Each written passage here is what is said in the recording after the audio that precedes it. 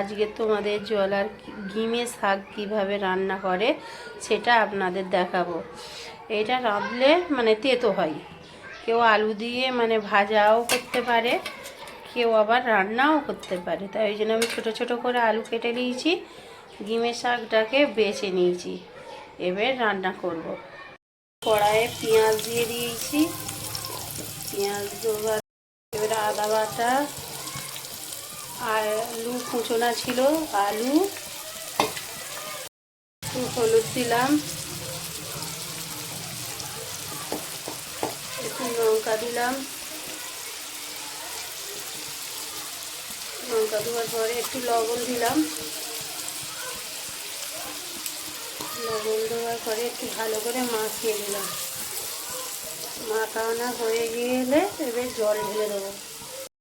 দিয়ে দিলাম, জলটা দেওয়ার পরে একটু ভালো করে নাড়িয়ে নিলাম, নাড়িয়ে দিয়ে ওইটা ঢাকা দিয়ে দেবো। ভালোভাবে আলুটা সিদ্ধ হয়ে গেছে, এবার ভালোভাবে আমি এটাকে কষে দেবো। ভালোভাবে কষানো হয়ে গেলে যখন তেল ছেড়ে যাবে তখন গিমে শাকটা তুলে দেবো। এখন কষানো হয়ে গিয়েছে, এবার গিমে শাকটাকে তুলে দেবো। তুলে দিলে ভালো করে এবার একটু নাড়িয়ে নেব। এমনভাবে নাড়াতে হবে যেন আলুর সাথে শাকটা ভালোভাবে মিশে যায়।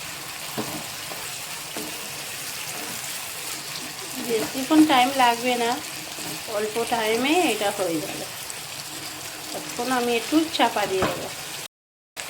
শাকটা ভালোভাবে সিদ্ধ হয়ে গিয়েছে, শাকটা ভালোভাবে সিদ্ধ হয়ে গিয়েছে। সিদ্ধ হয়ে যাওয়ার পরে এতেও অল্প কিছু মাছ আছে, মাছটাকে তুলে দেবো।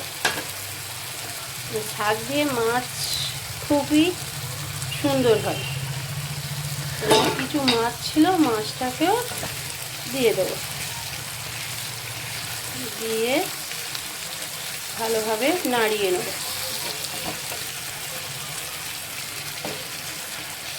অল্প কিছু জল অ্যাড করে দেবো। তারপরে জলটা শুকিয়ে গিয়েছে, এবার একটু আমি জিরে মরিচ দিয়ে তরকারিটা নামিয়ে নেবো। তরকারিটা এবার আমার ভালোভাবে জলটা শুকিয়ে গিয়েছে, এবার আমি তরকারিটা ভালোভাবে নামিয়ে নেব। তরকারিটা কেমন হয়েছে প্লিজ তোমরা কমেন্ট করে জানাবে। আর এই শাকটা কী শাক বলে আপনাদের ওদিকে আমাকে জানাবেন।